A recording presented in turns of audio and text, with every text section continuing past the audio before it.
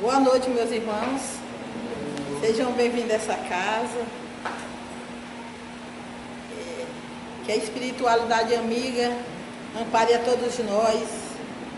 E que o tema dessa noite a gente possa explanar e o assunto possa ser bem entendido por todos nós. Porque é um assunto que nos traz muito conhecimento, apesar da gente conhecer e da gente já ter vivência disso, né? O nosso tema de hoje é do livro Leon Denis, que esse livro ele fala do problema do ser, do destino e da dor. Esse livro ele nos traz muitas revelações, muitos conhecimentos, muitas reflexões. É um livro que quem puder ter, ler, refletir, é muito bom para o entendimento de determinadas vicissitudes de nossas vidas. E o tema desse livro, tirado, para que hoje eu possa fazer essa explanação, tem um título de Evolução e Finalidade da Alma. Quando a gente fala de evolução, nós já temos mais ou menos uma ideia de que evolução é progresso. Evolução é mudança, evolução é transformação. Então, se é evolução, é a transformação da alma. E ele disse, evolução é a finalidade da alma. Então, a alma somos nós, espíritos encarnados. Estamos aqui no mundo de provas e expiações para realmente alcançar essa perfeição. E para a gente ter um entendimento melhor desse tema, e ter entendimento, refletir e ter mais facilidade de entender esse tema, eu vou iniciar nossa explanação de hoje com uma pergunta do Livro dos Espíritos, que é a primeira pergunta que Kardec faz aos espíritos. E ele diz o seguinte: quem é Deus? E os espíritos respondem: Deus é a inteligência suprema, causa primária de todas as coisas. Então, nós já sabemos que Deus é a inteligência suprema e é a causa primária de todas as coisas. Então, Ele criou tudo no universo. Também os Espíritos vêm nos fortalecer mais, nos dizendo que Deus é eterno, é imutável, é imaterial, é único, é onipotente, soberanamente justo e bom. Se Ele é causa primária de todas as coisas, e os Espíritos nos dizem que Ele é eterno, porque Ele nem tem início, nem tem fim. Ele é eterno. Ele é imutável, porque suas leis não mudam. Todas as leis naturais que Ele criou e colocou em cada um dos Espíritos, quando Ele criou, estas leis não vão mudar. O tempo muda, as pessoas mudam, mas suas leis não mudam. Então Ele é imutável. Ele é imaterial, porque Ele é um espírito. Ele não é material para a gente ver com nossos olhos. Ele é único, não tem outro igual. É onipotente, porque Ele é todo poderoso. Ele foi que criou todas as coisas.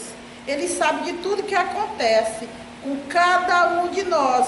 E os Espíritos, no Livro dos Espíritos, eles nos dizem que é como nós estivéssemos dentro de um fluido. E através desse fluido, Deus sabe de tudo que acontece e vê tudo em todos os lugares. E Ele é soberanamente justo e bom. Por que que Ele é justo e bom e é soberano? Porque Ele fez tudo. A gente pode dizer, Ele é o dono de tudo. Ele nem teve início, nem vai ter fim. E criou todas as coisas que a gente possa imaginar. Ele é justo e bom porque através das suas leis, Ele não nos julga. Nós somos julgados, nós mesmos, por conta das leis que estão colocadas em cada um de nós. E Ele é bom, Ele é maravilhoso. Por mais que a gente faça as coisas que não são boas, Ele está sempre ao nosso lado, nos orientando, nos ajudando, nos protegendo, nos consolando através dos espíritos benfeitores, como Cristo, o governador da terra, que está aqui conosco, os bons espíritos, os nossos anjos de guarda, né? E uma coisa muito importante e maravilhosa foi o Evangelho de Jesus, que ele mandou para a terra, para que fosse o nosso caminho, o nosso guia, para que a gente um dia pudesse chegar até ele e ter o conhecimento supremo de quem é Deus.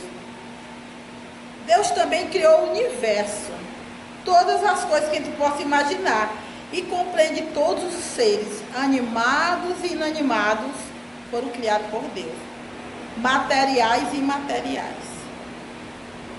E nós podemos encontrar a prova da existência de Deus aqui conosco. Em qualquer lugar nós encontramos a prova que Deus existe. Porque ele diz, como nós vamos encontrar esta prova? Vamos olhar a natureza ao nosso redor. Tudo aquilo que foi feito pelo homem é pelo homem.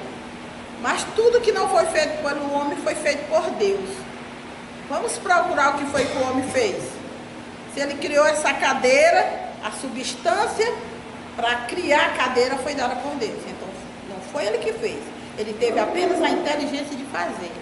Mas Deus deu todos os suprimentos para ele fazer. A natureza, essa máquina humana que somos nós, dotado de toda a sabedoria, claro que nós conquistamos, de todas as leis, um ser perfeitíssimo, que é o homem, uma máquina que homem nenhum poderia criar, por mais que ele queira, mas ele nunca vai criar um ser como o homem. E mais interessante é que nós trazemos esse sentimento intuitivo que Deus existe. Por mais que eu não conheço Deus, muita gente diz que não acredita em Deus, mas no fundo da sua alma, ele sabe que Deus existe. Esse sentimento intuitivo nós temos em nós. E para a gente entender se Deus criou um mundo invisível, o mundo material e o mundo imaterial, ele criou os espíritos. E quem são os espíritos? Na pergunta 76 do livro dos Espíritos, Kardec pergunta e eles respondem. Que definição se pode dar aos espíritos? Porque Kardec queria saber. E eles disseram, pode dizer que os espíritos são seres inteligentes da criação e povoam o universo e fora do mundo material. Quer dizer, os espíritos povoam o universo todo. Aonde você possa imaginar, tem espíritos, né? E que nós não podemos haver a nosso olho de carne, né? E fora do mundo material. Se é fora do mundo material, é no mundo invisível, no mundo dos espíritos. Muito interessante esse livro, quando ele diz assim, Kardec, ele sabe que Deus criou os espíritos, mas ele queria saber como ele criou esses espíritos. Como? Aí na pergunta 115, ele pergunta assim, entre os espíritos, alguns foram criados bons e outros maus? Quer dizer, foram criados espíritos privilegiados, só para fazer o bem, e foram criados aqueles espíritos que não são bons, só para fazer o mal? E eles responderam, não, Deus criou todos os espíritos, simples e ignorantes, sem saber, sem conhecimento. Essa ignorância sem conhecimento. Mas diz o seguinte, que ele deu a cada um de nós uma missão, a fim da gente se esclarecer, né? Se esclarecer e alcançar progressivamente a perfeição, para que um dia a gente pudesse se aproximar dele. Né? E ele disse mais, a felicidade eterna e pura é para aqueles que alcançam a perfeição. Aqui no nosso mundo material, nós nunca vamos encontrar felicidade. E numa passagem do Evangelho, ele diz o seguinte, que as pessoas dizem, se eu tiver dinheiro, se eu tiver uma boa posição social, se eu for jovem, eu vou ser feliz. E o que acontece? Isso acontece conosco. Nós temos um objetivo. Eu sou feliz se eu comprar aquele carro zero. Eu luto, batalho e compro o carro. É muito efêmero. Eu compro um carro, ele perdeu o gosto. Cadê a felicidade que você disse que teria se tivesse o carro? E nós temos que entender que a felicidade não é desse mundo, como bem diz o Evangelho. Mas a felicidade é um prêmio para quando a gente chega na perfeição. O prêmio é ser feliz, é ter a felicidade eterna.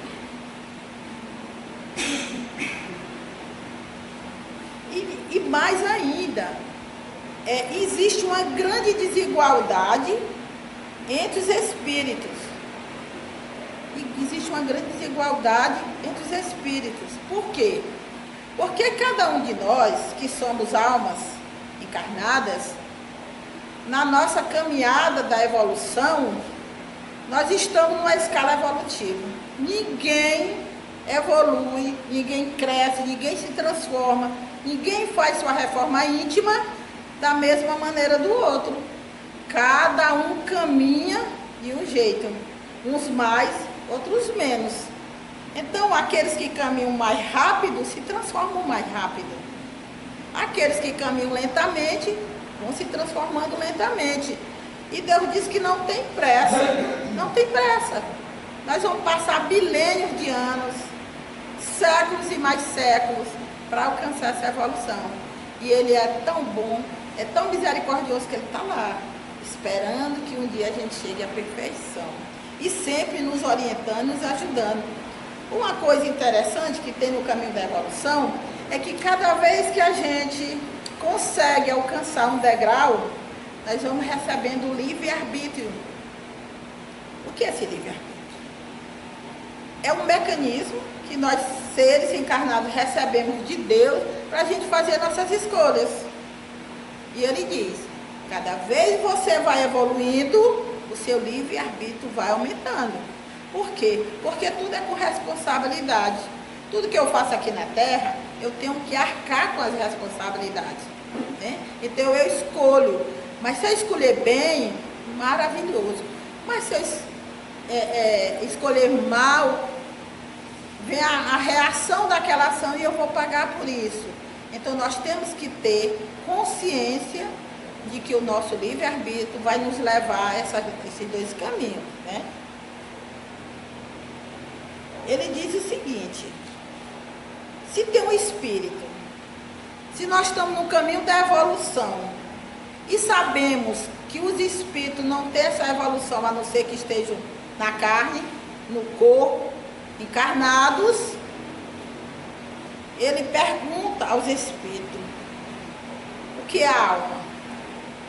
Porque a gente acha que espírito é uma coisa, a alma é outra. E o corpo é outro instrumento. Aí o que é que os espíritos nos dizem? Que a alma é um espírito encarnado. Bem aí nós já tiramos todas as dúvidas. Que o espírito, quando ele está fora da matéria, no mundo espiritual, ele é espírito. Quando ele recebe um corpo para habitar e para trabalhar e evoluir através dele, aí é uma alma encarnada. Então, o espírito é a mesma alma quando ela está no corpo. E ele pergunta também como esse corpo se liga ao espírito para formar alma. E ele nos diz, existe um laço semimaterial chamado perispírito, que na maneira assim mais clara, trocando por miúdos, para a gente entender melhor, como se fosse uma cola que juntasse o espírito ao corpo da matéria. Aí cola, e esse perispírito faz com que a comunicação entre o espírito e a carne aconteça. Então, nesse momento, o espírito passa a habitar um corpo que foi feito especialmente para ele, porque quando nós vamos renascer, é feita toda uma programação no mundo dos espíritos, para que a gente possa realmente saber qual é a nossa obrigação aqui qual é a nossa, como é que se diz? Qual é a nossa programação? O que é que nós vamos fazer aqui para que a gente possa evoluir? A alma é uma essência misteriosa. Se a gente for pesquisar o que é alma, nós não vamos encontrar. Nem os cientistas vão entender, nem dizer, a alma é isso. A alma foi criada dessa maneira. Porque ele diz, a alma é misteriosa e escapa de todos os análises. Porque ela emana do absoluto, que é Deus. Né?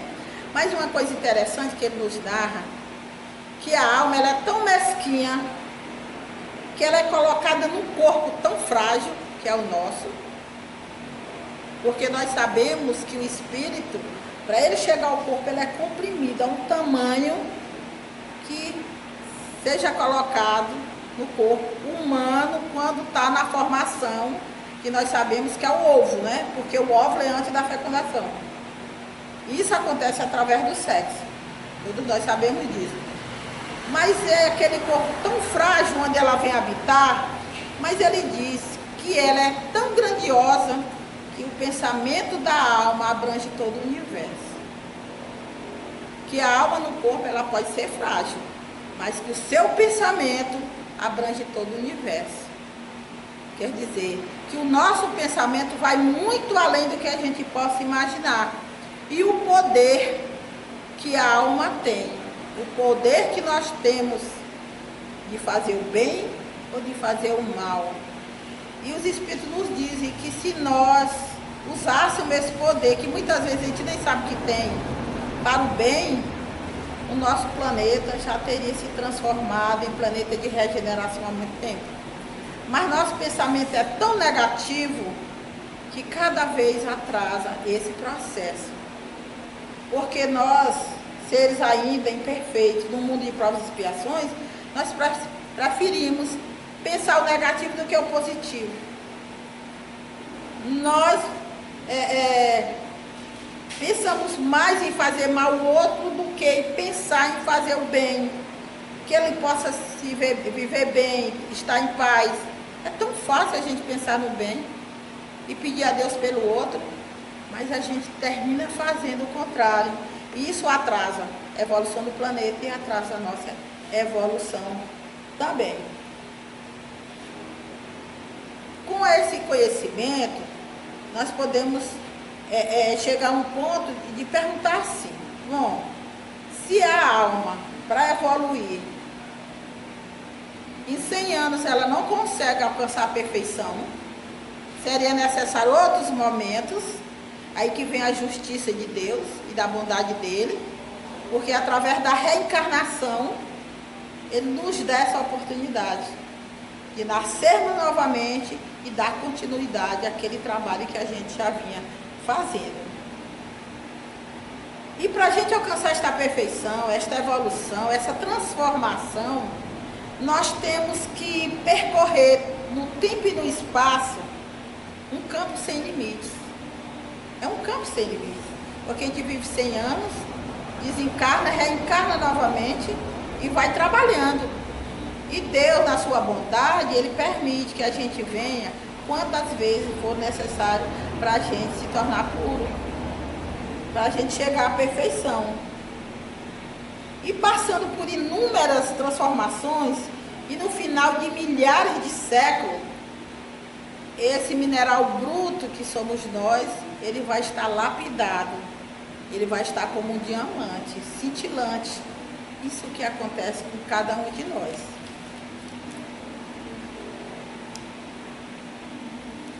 E se esse aperfeiçoamento, ele é feito ao longo do tempo, ao longo dos séculos, né? Através do trabalho, de muita dor, de muito trabalho, aí nós vamos chegar na justiça divina quando ele dá a reencarnação, para que a gente possa ter sucessivas vidas. E essas sucessivas vidas, elas só podem acontecer através do instrumento que é a reencarnação, que é a mudança que a gente faz, a gente desencarna e reencarna no corpo novo, para poder trabalhar, para dar continuidade a todas as tarefas que nós vínhamos fazendo. O objetivo da nossa evolução, como bem foi colocado no livro de Leon Denis, não é a felicidade, como eu disse no início. Não é a felicidade a finalidade da alma. Não é a felicidade, mas é a evolução de cada um de nós. A felicidade é um prêmio que nós vamos receber, a felicidade eterna, quando chegarmos à nossa perfeição, né? E ele diz, é muito interessante que ele diz assim, a nosso aperfeiçoamento nós temos que realizar através do trabalho e do esforço, das alternativas da alegria e da dor. Porque nós não conseguimos evoluir pelo amor, pela alegria. A gente só evolui pela dor. Por quê? Porque a dor é o único instrumento que faz com que o ser humano caia e levante, que do seu aprendizado, do seu sofrimento, ele tire lições, ele aprenda, ele saiba dar valor.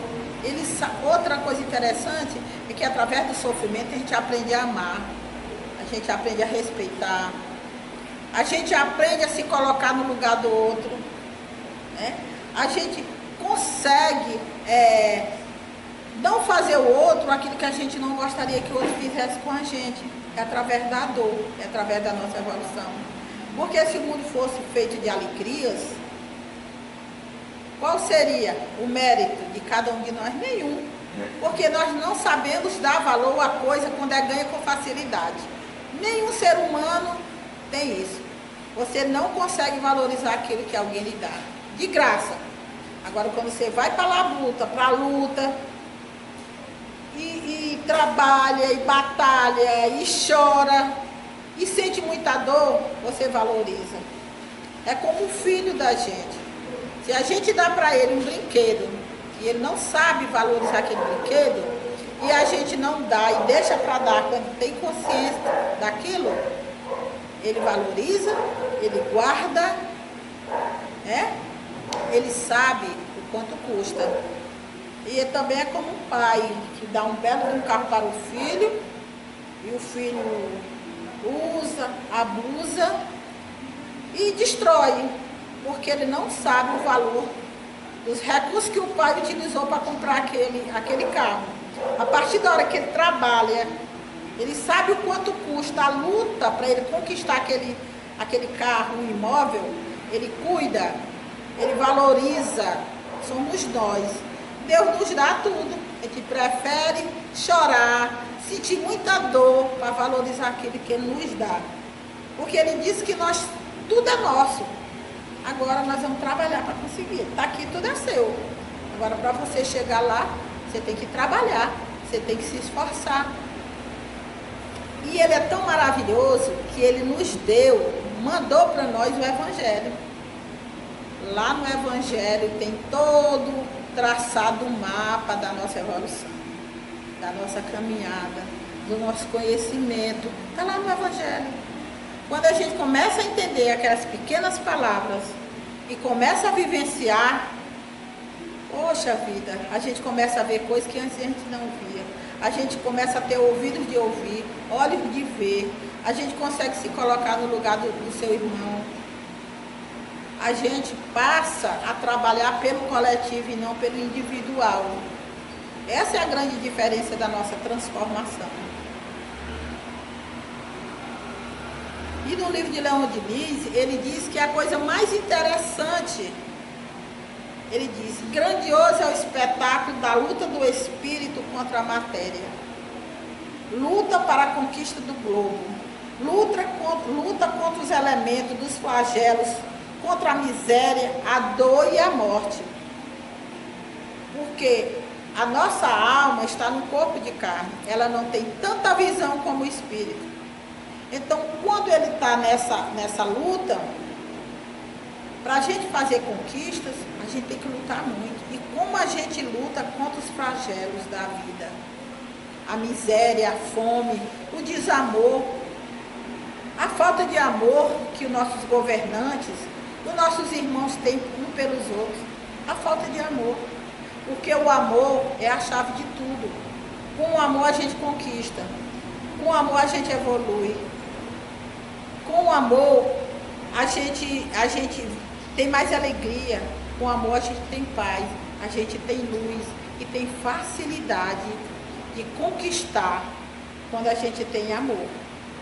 Ah, mas se eu tiver amor, eu estiver evoluindo, eu não vou ter sofrimento. Sim, vai ter sim. Porque tem nossas provações. Tem o nosso passado que nós estamos aqui para nos recompor perante a lei. Então não é assim tão fácil. Como ele disse que nós vamos passar quantos séculos, quantos milênios para chegarmos à perfeição, né? Ele diz também o seguinte: a evolução dos mundos e das almas é regida pela vontade divina. Tudo está sob o controle de Deus. Nada aqui na Terra está na falta de controle. Que penetra e dirige toda a natureza, mas a evolução física é uma simples preparação para a evolução psíquica e a ascensão das almas prossegue muito além da cadeia dos mundos materiais. Então, essa caminhada de muita luta para a perfeição está muito além do que se possa imaginar. E ele dá pergunta: será que essa alma vai conseguir chegar à perfeição? Sim, porque Deus disse que Ele espera milhões de anos, se for necessário, para que a gente possa chegar lá. Nós vamos desencarnar, reencarnar no mundo de regeneração, em mundos mais evoluídos, até chegarmos na perfeição. A lei do progresso, que dentro das leis naturais tem a lei do progresso, ela não é aplicada somente ao homem, mas ao universo todo. Então, todo o universo se transforma, todo o universo evolui. A natureza, o homem, os animais, tudo está em perfeita harmonia e constante evolução. Até nos reinos da natureza também existe esta evolução. E eu quero finalizar dizendo para vocês o seguinte: a evolução é a finalidade da alma aqui no planeta. A alma só ganha o corpo, um envoltório material, quando é para a sua evolução. Se ela tiver necessidade de vir à Terra para evoluir, ela vai ganhar um novo corpo e vem para esse trabalho. Se ela não tiver mais necessidade, se ela já estiver alcançada a perfeição, ela não vai virar a um planeta inferior para evoluir. Mas enquanto ela tiver necessidade, tiver dívida com o planeta, ela vai voltar. Como Deus disse que nós vamos sair daqui, mas temos que pagar centil por centil. Então a justiça divina é maravilhosa. Ninguém é mais do que ninguém. Todos nós somos iguais. E de acordo com a nossa evolução é que nós vamos ganhando os prêmios, vamos chegando mais perto de Deus, né? E vamos tendo cada vez mais entendimento das coisas. Só finalizando, no livro de Leon Denis, ele diz o seguinte: Deus conhece todas as almas, que formou com seu pensamento, que formou com seu pensamento e seu amor. Deus conhece a todos nós. Eu posso até fazer alguma coisa achando que ninguém está vendo. O homem não está vendo, mas Deus está vendo, está sendo colocado lá na sua ficha, no seu banco de dados. Uma hora você vai prestar conta daquilo. Sabe o grande partido que delas há de tirar mais tarde para a realização de suas vistas. Quer dizer, tudo Deus sabe e amanhã, no futuro, Ele vai usar daqueles conhecimentos, de tudo que conquistamos, para o nosso bem maior. A princípio, deixa-as percorrer vagarosamente as vias sinuosas, subir os sombrios desfiladeiros das vias terrestres, acumular pouco a pouco em si os tesouros da paciência, de virtude, de saber, que se adquire na escola do sofrimento. Porque essa escola do sofrimento, que aqui estamos para a nossa evolução, nós vamos adquirindo conhecimento, enriquecendo o nosso banco de dados, maneira de falar, e outros enriquecendo o cabedal, que cada um tem uma maneira de falar, de pensar. Mas, e ele diz que ele deixa que os espíritos sigam essa caminhada de muito sofrimento, de muita luta, para alcançar a perfeição. Mais tarde, enternecida pelas chuvas e pelas rajadas da adversidade, amadurecida pelos raios do sol divino, sai da sombra dos tempos, da obscuridade das vidas inumeráveis, e eis que suas faculdades desabrocham. Em feixe deslumbrante, a sua inteligência revela-se em obras que são como um reflexo do gênio divino. Um dia, depois de passarmos tudo isso, nós chegaremos a ser espíritos evoluídos, espíritos puros. E o nosso grande prêmio é a felicidade eterna. Então, a evolução do ser, da alma, não é a felicidade, né? Mas a evolução de cada um de nós. Então, a felicidade é um prêmio para a perfeição. E a finalidade da alma, a evolução da alma, é a finalidade, é justamente a nossa evolução. Quer dizer, a finalidade da alma é evoluir. Não é a felicidade, mas é a evolução. É um dia ser um ser perfeito. Chegar à perfeição é a vida eterna, né? Porque nós somos eternos.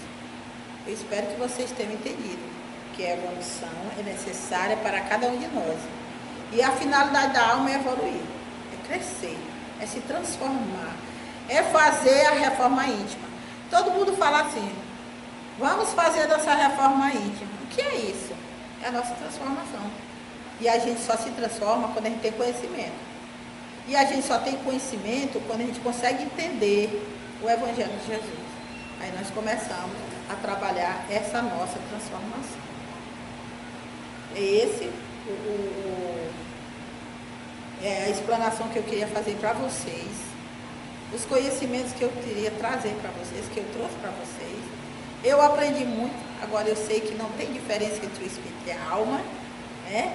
E que a nossa finalidade é trabalhar mesmo pela nossa evolução e um dia sermos felizes eternamente, que é a finalidade que Deus quer para todos nós. Obrigada e boa noite.